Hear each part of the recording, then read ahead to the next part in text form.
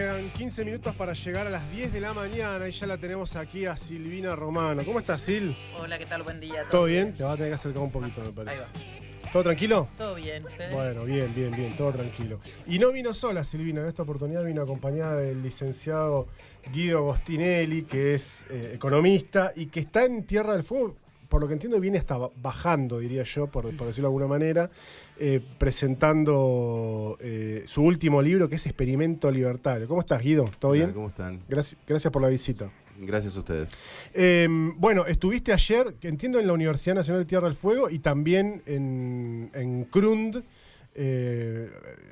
Cada uno habrá tenido seguramente una dinámica distinta. Me imagino cómo fue el de CRUND. Bueno, presentando el libro. Y la primera consulta que te quería hacer, más allá de que después hablemos de cómo fueron los encuentros ayer, es ¿cuál es la definición que tenés vos de este experimento libertario?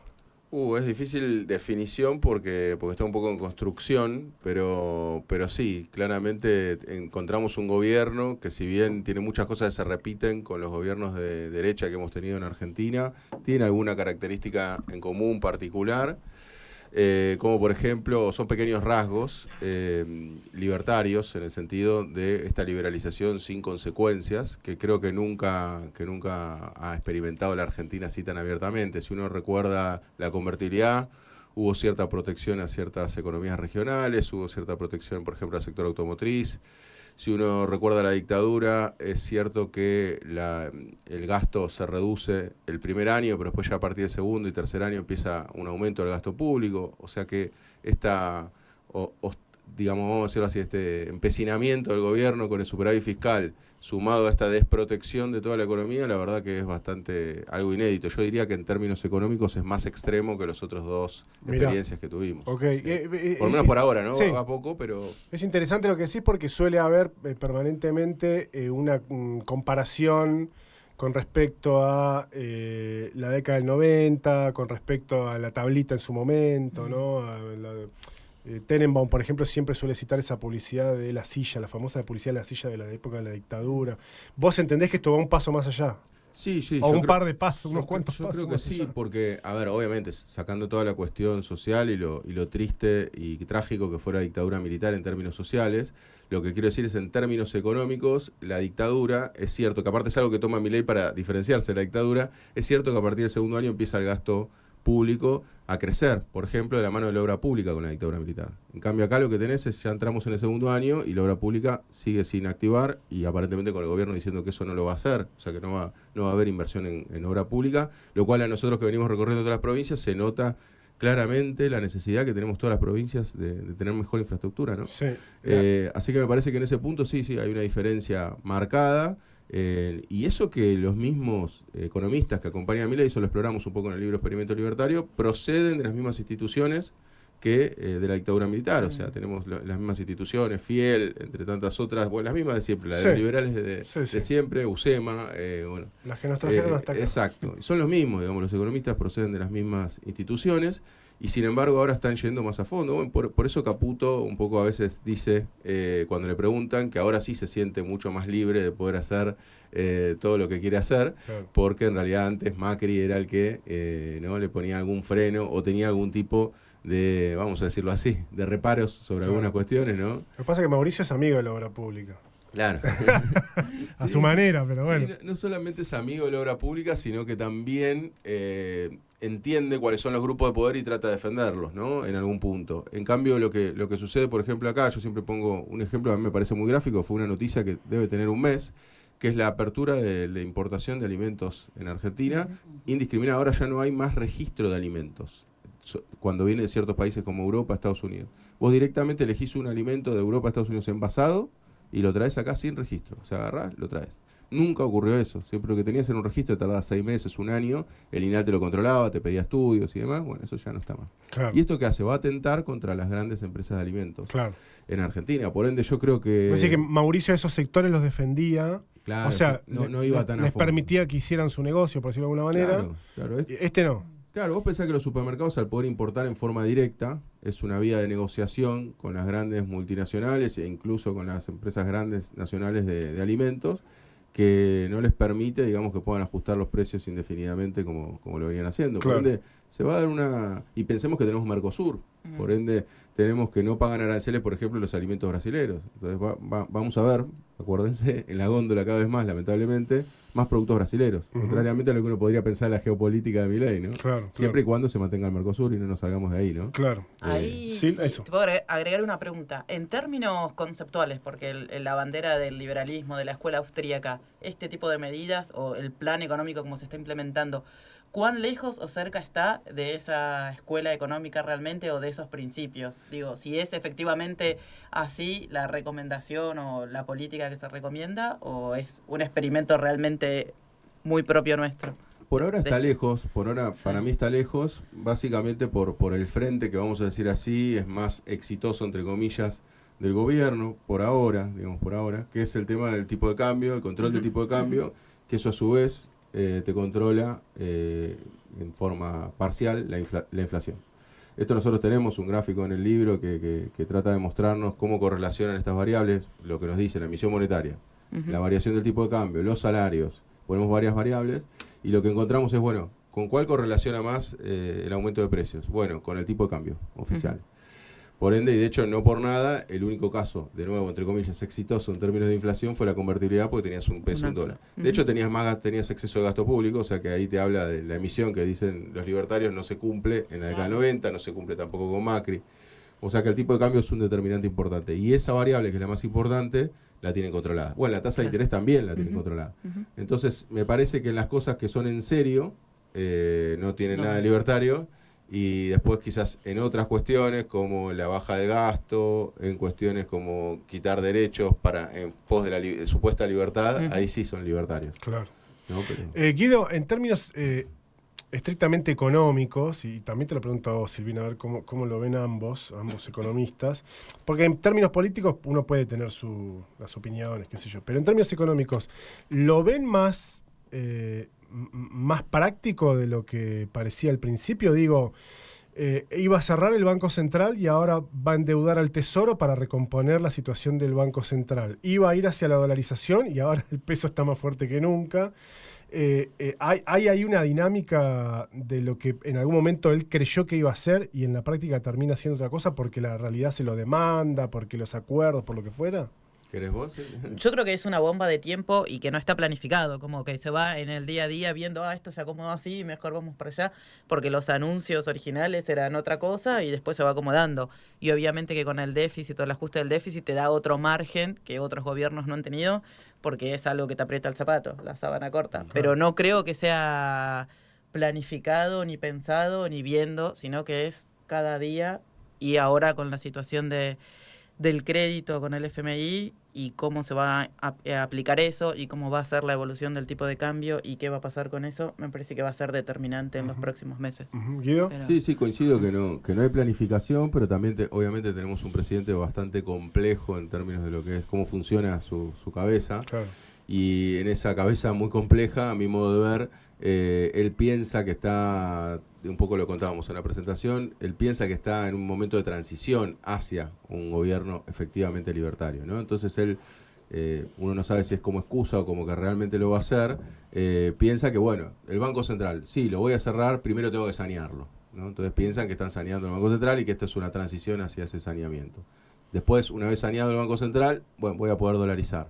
Bueno, son cuestiones que él declama, pero que no sabemos si efectivamente se van a hacer. Para mí eso no va a depender, va a depender pura y exclusivamente si es exitoso ese modelo en los términos de ellos. No digo que para la población ya estamos viendo las claras que no es un modelo virtuoso, pero sí puede ocurrir que para los términos de ellos y con aceptación social puedan ir avanzando en un plan más libertario. Yo le creo, a diferencia de muchos otros que no le creen, por ejemplo, en lo que es la baja de impuestos. O sea, él tuvo un aumento de impuestos el primer año, la presión fiscal de hecho aumenta, las primeras estimaciones dan que el primer año de Milei aumentó la presión impositiva. Okay.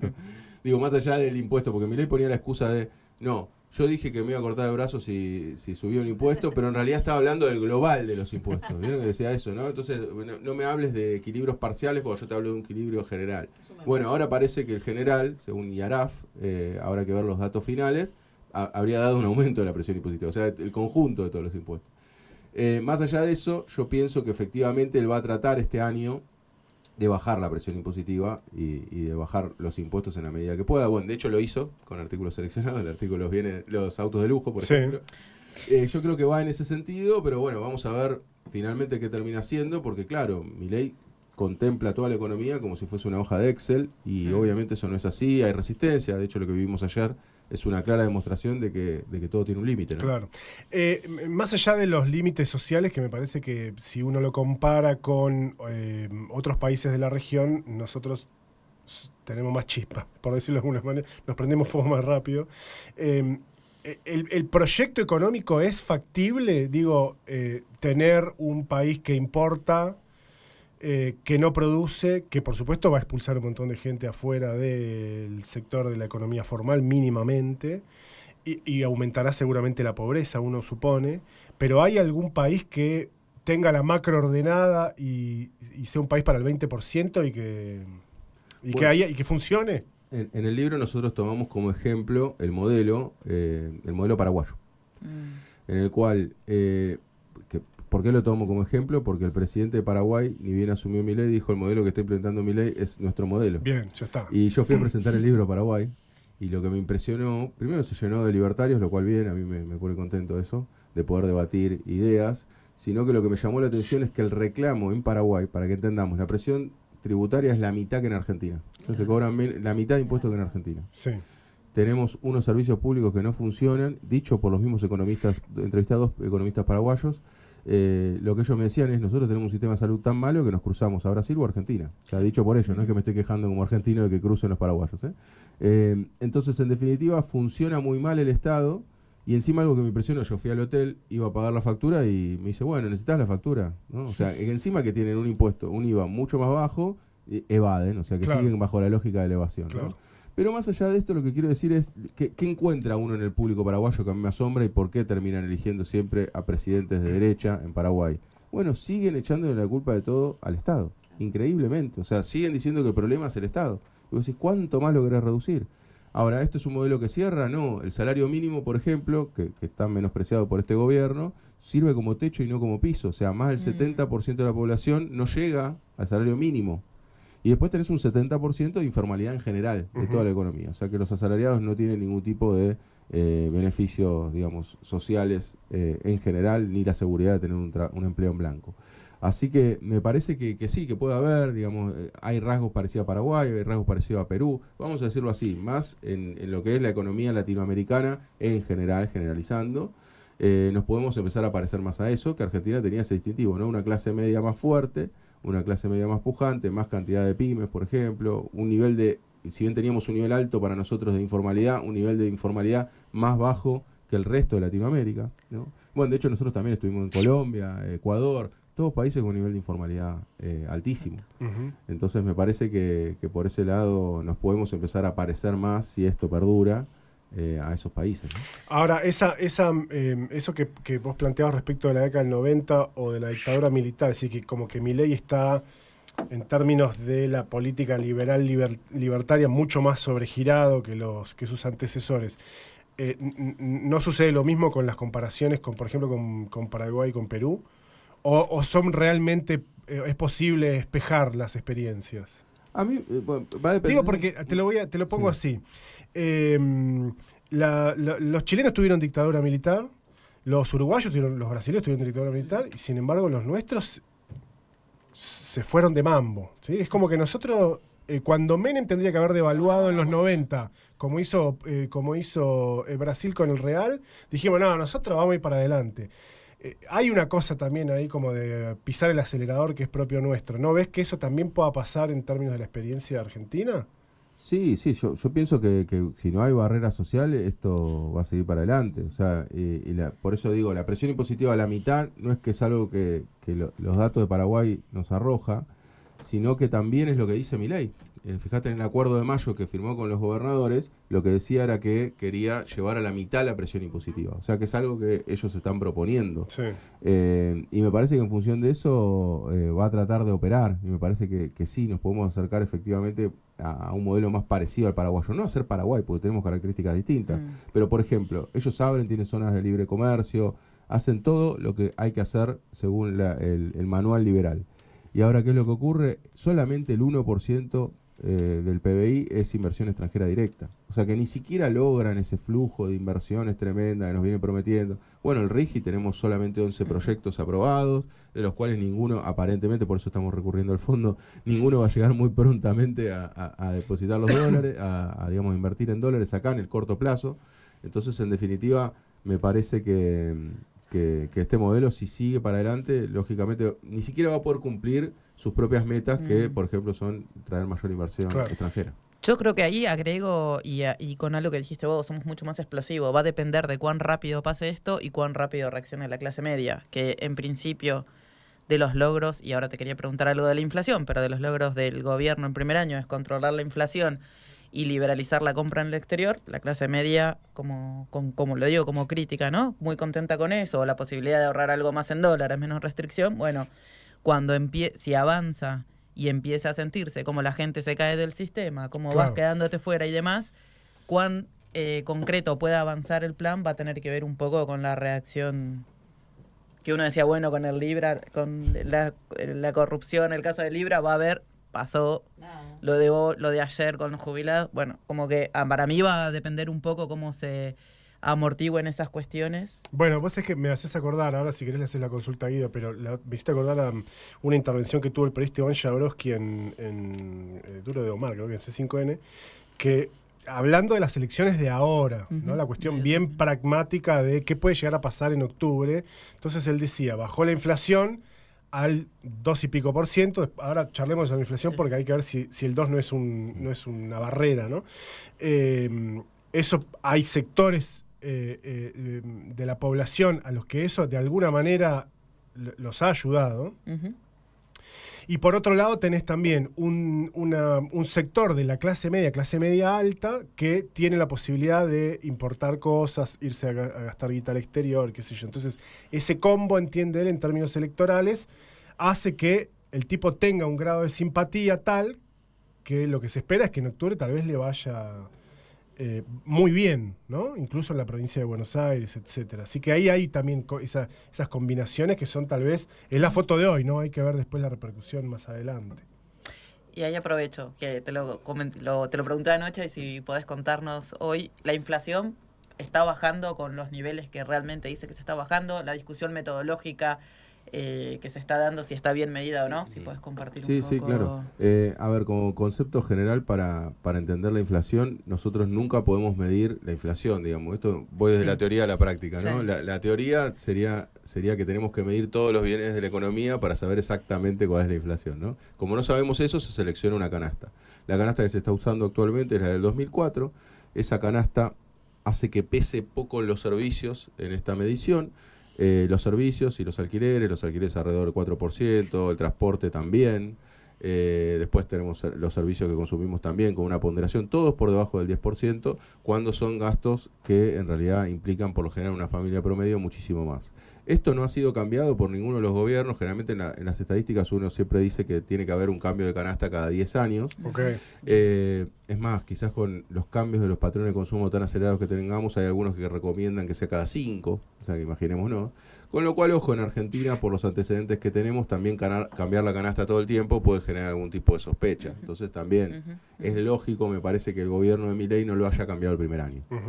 Eso también lo quiero decir, o sea, tenés el primer año por delante y decís, bueno, yo mantengo las estadísticas. Sí, pero además que ellos tenían la decisión de disparar los servicios, claro, exacto, a precio dólar, te cabe ahí otra pregunta, ¿no? ¿Por qué no lo cambió el gobierno de Alberto Fernández? Quizás porque un poco la estrategia era la misma, aumentar los servicios y que no impacte tanto la inflación, ¿no? Esa es una pregunta que a uno le cabe, pero uno no sabe ahí si fue desidia, qué fue, por qué no se cambió. Claro. Lo cierto es que Macri, sí, en el 2017-2018 sí había hecho otra canasta, con la cual pondera más, o sea, tiene más peso los servicios.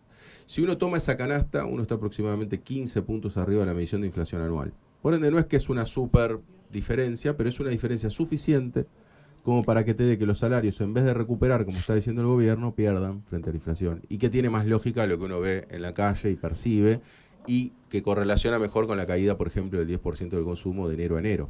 O sea, tenemos este último enero, cayó un 10%. ¿Eso cómo se explica la caída del consumo? Por dos factores. o todos empezamos a ahorrar, cosa que suena un poco verosímil, o bien que efectivamente tenemos menos plata en el bolsillo, y entonces en definitiva cae el consumo un 10%. O sea, no hay otra explicación posible. Y entonces me parece que eso está un poco más acorde a esta cuestión. O sea que en definitiva sí, hoy en día tenemos una inflación que no refleja, a mi entender, la medición de la inflación no refleja la inflación real, pero que claramente sí, y eso hay que decirlo también, porque también hay muchas personas que se enojan con esto, pero yo lo voy a seguir diciendo, que es que hay una inercia inflacionaria a la baja. Eso efectivamente es así. Si uno toma desde diciembre del 23, una inflación generada por el mismo Milei con una mega devaluación, que fue de un 25%, obviamente ahora uno podrá discutir y decir no es 2,2, será 4, será 3 y pico, o será lo que fuera, pero no va a ser 25. Digamos. Entonces estamos en una inercia de inflación a la baja, lo cual en sí mismo no es que uno tiene que decir que es un logro, sino que tiene que explicar es por qué, digamos, la caída del consumo, el deterioro de los ingresos, y en definitiva me parece que es una situación peor. Y lo que yo siempre llevo al caso con respecto a que si querías preguntar si rompe la barrera del 2, para mí puede ser que la rompa. De hecho, ahora estamos próximos a saber la inflación de la ciudad de Buenos Aires, por ejemplo, bajó drásticamente del 3,1 al 2,1, se supo el dato ayer. O sea que probablemente puede ser que se dé un quiebre del 2 o va a estar por ahí. A mí me parece que incluso la inflación puede llegar a 0. El problema es que no solucionás ningún problema. O sea, en Argentina, si mañana, supongo que mañana, ni siquiera esperemos tantos meses, ¿no? Porque esto va a tardar, ¿no? Pero supongamos que mañana tengas inflación 0, ¿se resuelve algún problema? Bueno, un poco lo que comentábamos al respecto es, bueno, ¿qué pasó en Chubut? Que nosotros justo estuvimos en la reunión esta de la pesca, del sector pesquero, que estaban pidiendo... Supongamos que la inflación sea 0. Bueno, ¿qué están pidiendo con términos de salario? Una baja del 30% de los salarios en el sector pesquero.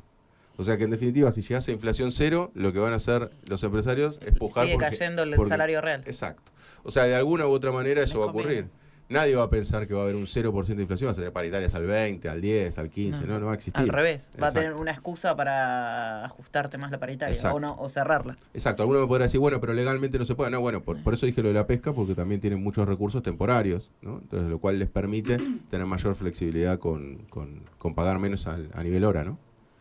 Yo te quería preguntar algo respecto al libro. ¿Salió el 20 de marzo? ¿Salió el marzo, por ahí, el marzo del 23? Yo lo entregué, en realidad, en enero del 23, Falacias Libertarias, el primero, y se publicó en junio del 23. Sí, pero fue antes de que Milei sea presidente. Exacto, sí. Eso te iba a preguntar. Bueno, o sea que también venía ya como avisorando que ya es algo que se estaba plantando, esa semilla, lo oliste y te metiste de lleno. Ahora, desde esa época hasta ahora, como contabas, que en Paraguay la gente, había bastantes libertarios. ¿Acá por ahí en Crunte pasó? ¿Había...? No, en la universidad sí vinieron, me di cuenta porque estaban parados, no se querían sentar. Y me dio lástima porque yo quería que se sienten. Ahí me contó Ignacio Tiene Coira el mismo derecho. Claro, ¿no? Que me dio lástima que no hayan venido a discutir. Pero bueno, me contó que están bastante activos para el centro estudiante de la universidad y demás. Mirá, qué bien. Y me hubiera gustado que se sientan ahí. A mí me encanta debatir con libertad. Bueno, ¿y cuáles son las preguntas recurrentes o por dónde te encaran? Por ahí no sé si alguno... Porque también está el que dice, dice esto, pero no leí el libro también, ¿no? Y bueno, alguno y el que leyó, ¿por dónde te encaran? ¿Por dónde te entran? A ver, generalmente cuando trata de atacar un libertario, yo por eso a veces lo mando a que lea a mismo Milei, porque Milei nos marca todo el tiempo falacias. Falacia, digamos, la falacia siempre es un ataque ad hominem por lo general de los libertarios, o sea, vos, que seguro, el sobrado, ¿no? Todas estas frases que uno puede decir como si me pagara alguien o algo por el estilo, pero bueno. Entonces ahí uno lo que le dice es una falacia ad hominem, ¿no aprendiste eso de todo lo que dice Milei, que siempre le hace una falacia ad hominem?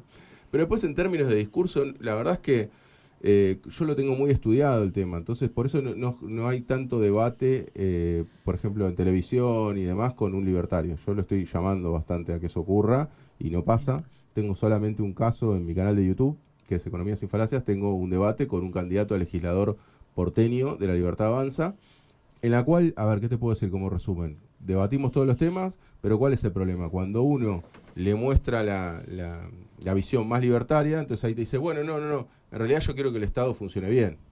Entonces vos tenés dos casos de libertarios, o el extremo tipo Milei, o el extremo tipo Milei, que no te da debate, que no te da debate, porque aparte yo estudié muchísimo toda la escuela austríaca, o sea que realmente a mí me gustaría, porque yo creo que no hay punto donde podrían llegar a fondo y desarticular algo, porque me leí todos los tipos que quizás la gran mayoría de ellos no leyeron, ¿no? Hayek, Rothbard, o sea... Y después tenés el otro caso, que es el que se te escapa por ese lado. Entonces, si el tipo te empieza a decir, no, bueno, yo quiero que el Estado funcione bien, entonces le tengo que decir, bueno, entonces no podemos discutir porque vos me estás planteando una posición más, vamos a decirlo así, en términos políticos, más macrista que una posición libertaria. Entonces se hace muy difícil, la verdad, poder debatir. Está el debate en YouTube. Vas a ver que justamente ellos reclaman cuestiones o se ponen en una posición donde todos reclamamos que funcione mejor el Estado. Entonces es difícil también debatir eso. El tema Bueno, es que hay ayer que pasó en el debatir. Congreso. Ayer estaban queriendo votar y ya ellos mismos, entre ellos mismos, no se dejaban ni sentarse, se ninguneaban, se putearon. Es que no funciona, no tiene ninguna... Nosotros en la presentación mostramos, es muy largo, ¿no?, explicar acá, pero lo que quiero decir es, mostramos que no hay antecedentes. El libro se trata justamente de mostrar no solamente las fallas lógicas que tiene el pensamiento libertario, sino que también lo que hacemos es ver las experiencias a nivel mundial. Y no hay ninguna experiencia a nivel mundial que ni siquiera se acerque a esto. Yo no digo que sea libertario, está claro que no hay ningún país libertario. Pero nosotros fuimos y estudiamos 3 casos muy chiquitos de experimento libertario, que son casos que se dieron en baja escala, en pueblos. Y también los pueblos terminan mal. Entonces vos decís, los pueblos terminan mal. Los países que intentan implementarlo, en Argentina cada vez que liberalizamos nos fue peor. Digamos. Y después decís, bueno, ok, los países que fueron potencia, porque encima nos promete ser potencia, no es que encima nos promete algo menor. Nos dice, vamos a ser potencia. Y hegemónicamente superiores, aparte. Claro, exacto. Estéticamente. Y entonces, y no hay antecedentes. Cuando uno ve China, ve Estados Unidos, ve los países nórdicos como lugares donde mejor se vive, y uno dice, che, ¿qué hicieron de libertario? Absolutamente nada. Todos a su manera plantean una distinta estrategia con del protección y con Claro. pisar cosas como con distintas estrategias. Cada uno a su manera. Súper fuerte, súper Exacto. fuerte. Uno podrá decir, bueno, ¿qué tiene que ver China con Estados Unidos? Bueno, sí, pero la diferencia es la estrategia Claro. aparte de cómo manejan el Estado, ¿no? Sí. ¿Sil? No, estoy acompañando. ¿Querés cerrar? No, 2 cosas. Primero, recomendar que sigan el canal. Me parece que Guido es un excelente divulgador y explica cosas que igual están en el aire y discutimos, y me parece muy claro. ¿Dónde se consiguen los libros? Ah, eso le iba a preguntar, que es, sí, el circuito del libro. Eso. O de los libros. Bueno, en lo que es experimento libertario, como es con Random Penguin, que tiene mayor distribución, lo tenemos en las principales librerías del país. Bien, chiquita la que... Bien. Sí, la segunda. Está sí, muy sí. bien. Pero la primera, que yo tengo un gran aprecio por la primera editorial, que es Sikus, Ajá. también, al ser una editorial más chiquita, pero también tengo que decir algo que yo siempre trato de destacar, que es que cuando yo tenía el primer libro, que es Falacias Libertarias, y lo presenté en varias editoriales, todas me dijeron que no querían darle entidad a Milei. Cuando Mirá. Milei ya estaba Súper totalmente instalado, y de hecho es el primer, así todo con esa demora, es el primer libro económico que habla sobre la postura de Milei en términos económicos, ¿no? O sea, hay un libro que de hecho yo también recomiendo, que habla de la cuestión personal de él, ¿no? El loco, por ejemplo. Pero es más personal, claro. Sí. Más como más biográfico. Pero no por había decirlo de nada, algún modo. exacto, pero no había nada de la economía de Milei. Y bueno, eso fue el primer libro, que fue Falacias Libertarias, que acá no lo chequeé, pero me imagino que no debe estar, porque tiene una tirada hacia una editorial más chiquita. Puede ser. Pero, bueno, igual a través de Mercado Libre y demás sí se puede conseguir desde ya. Y después está Experimento Libertario, que sí, tiene que estar acá en las principales librerías. Ujú. Y bueno, ahora cada vez que presentamos, obviamente tenemos el libro. En Río Grande vamos a llevar los libros para la presentación que tenemos hoy a las 7 de la tarde. Hoy te vas a Río Grande a las 7. A las 7. ¿Y después para dónde sigue la...? O sea, No, ¿seguís de gira? Sí. Como hicimos ya toda la bajada, vamos a decir, por la parte atlántica, Ok. ahora vamos por la parte cordillerana. Bien. Ojo Y- las rutas de Ripi ahí. Sí. Vamos a hacer Esquel. Así que tenemos 2 días para llegar a Esquel, porque en uno no llegamos. Claro. Son 1.700 kilómetros. O sea, lo estás haciendo todo por tierra. Sí, Mirá. sí, lo estamos Es haciendo la gran todo. Kicillof en el Clio. Claro, vino en un Clio. Son chiquitos además los chicos, así que deben ir cómodos en el Es un Clio. Fiat Cronos, así que... Bueno, Guido, muchas gracias por la visita, muy interesante. Sabemos que estuvo bien ayer en la universidad y también en el bar, en Crun, los amigos de Crun.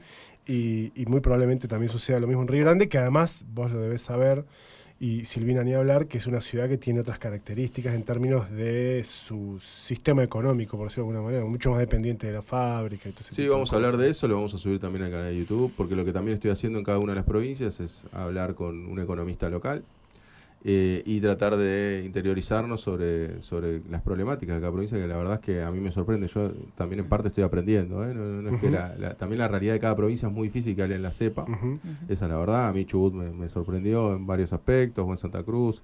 Y obviamente acá sí, un poco uno siempre estudia, al ser la excepción y tener el régimen de promoción, uno siempre lo estudia un poquito más. Claro. Pero ya estuvimos hablando ayer y ya noté que había cosas que en las cuales no estoy tan interiorizado y me interesa saber. Está bueno. Así que la idea, y aparte como en el canal nos ven desde todos lados, desde México, desde Chile, desde España, tenemos muchos seguidores de afuera, porque yo hice mucho contenido con economistas de afuera, va a estar bueno también explicarlo bajo la óptica de qué puede pensar alguien afuera o cómo se maneja, ¿no? O esta comparativa, por ejemplo, del régimen de promoción con el de Brasil, por ejemplo. Claro, claro. Así que es algo que es interesante para Buenísimo, explorar. buenísimo. Muchas gracias, Guido. Gracias, Guido. Gracias, Silvina, también Gracias. para vos. Nos vemos la semana que viene. La columna de Silvina Romano, en esta oportunidad con un colega de ella, con el economista Guido Agostinelli, que está en Tierra del Fuego presentando Experimento Libertario, así que búsquenlo, que además es de Penguin Random House, así que lo van a poder encontrar fácilmente.